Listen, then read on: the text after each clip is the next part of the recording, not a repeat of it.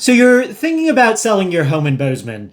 It doesn't matter if that's coming up in a few weeks or you're still a few years down the road. Either way, there's one thing you should do first, and it comes way before you call an agent and way before you spend a single dollar fixing anything up. And it's free. You can do it right now, sitting on your couch. Here's the thing. Most people don't figure this out until you've already got a buyer lined up. Then they're scratching their head, wondering why they left money on the table. You're going to know it way before that, before you ever put your home up for sale.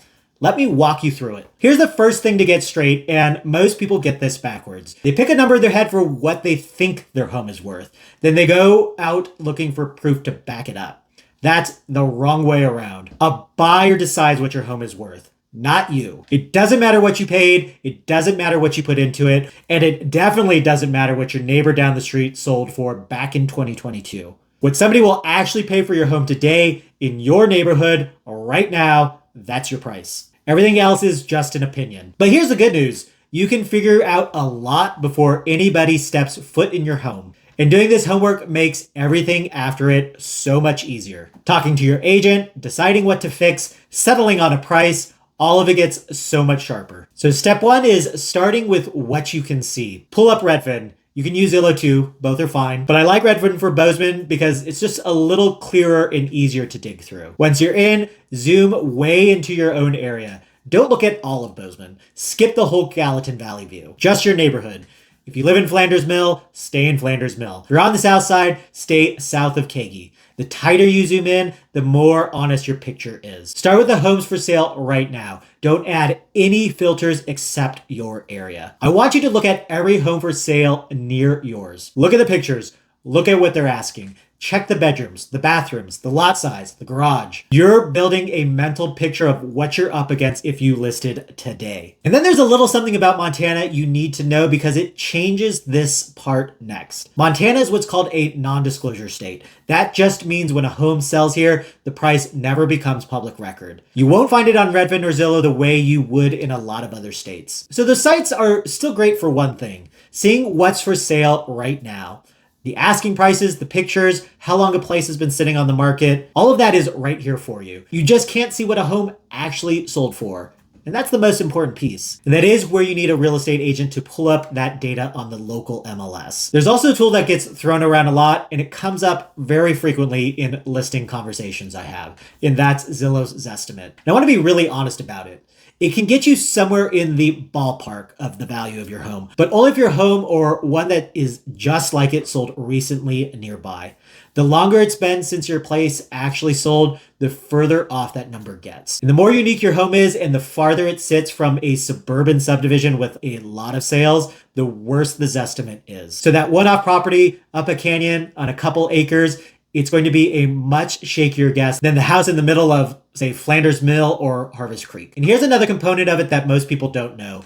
The Zestimate leans on your tax records, and those records are frequently wrong, way more frequently than you'd think. Square footage is the big one. It bounces around from house to house, and it's hard to know what's even accurate. A basement or upstairs might not even be counted, especially if it's unfinished, or the assessor just never wrote it down. A great example is split-level homes built in the 70s. They're almost never right, because there's technically 3 floors, and the records rarely show that. And the tax assessed value itself feeds into the Zestimate. That value is one assessor's opinion. It is not what your home would actually fetch if it were sitting on the open market right now. So treat your Zestimate as a hint. It's your starting point and nothing more. The real number for your home, what homes like yours are actually closing for, comes from the local MLS. That's the only place that data lives in Montana. And pulling it is a quick conversation with me, even if you're months out from listing. So what's this all telling you? Here's the number I keep a close eye on. Right now in Bozeman, homes are selling for about 5% of what they're listed for.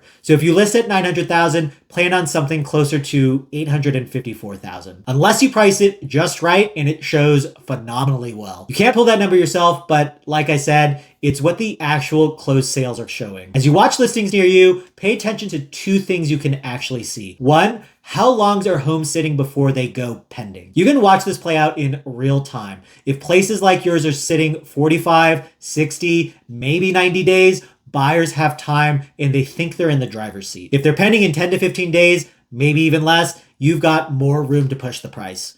Knowing which one you're in changes how you price your home and the marketing you need. Number two, the other thing, look at which homes go pending fast and which ones just keep sitting. What's different? Is it the asking price, the shape they're in, the pictures? Start training your eye on what buyers are rewarding. I promise there's a pattern, and once you see it, you can't unsee it. And the more you use apps like these, the more you will begin to realize listing your home is really a beauty contest. You're not trying to become an appraiser here. You just want to be a seller who actually knows what's going on. And a seller who knows what's going on makes smarter calls. Smarter calls on price, smarter calls on what to fix, and smarter calls on who to hire. Let me give you a few Bozeman things to keep in mind while you're doing this, because our market certainly has some unique aspects going on right now. There are more homes for sale than there used to be. In 2025, over 1,000 homes in Gallatin County gave up and pulled off the market without selling. That's way up from a few years ago. What that tells you is simple. If your home is priced too high, the market won't save you. Buyers have plenty of choices and they're using them,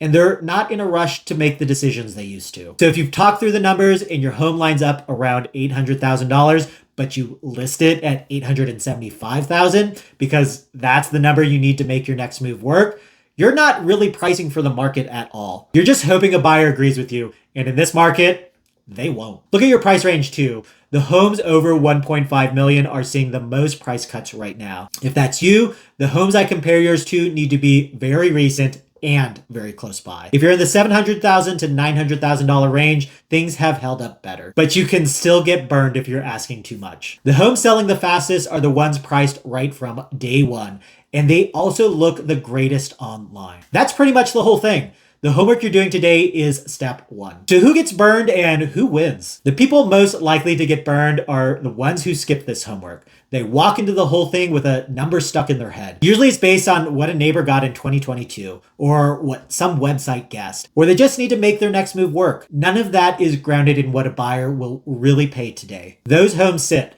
and when a home sits in Bozeman, buyers notice everything. How long it's been on the market, when the price drops, and that first price drop doesn't bring buyers running back. It just brings folks wondering what's wrong with your home. The people in the best spot did their homework. They know what's actually closing in their neighborhood, and they price off what's real instead of what they're hoping for. Those homes sell faster, closer to asking price, and with way fewer headaches. If you've owned your home for 5 years or more, you've probably built up real money. Your homework is how you learn to protect that money. So here's what to do.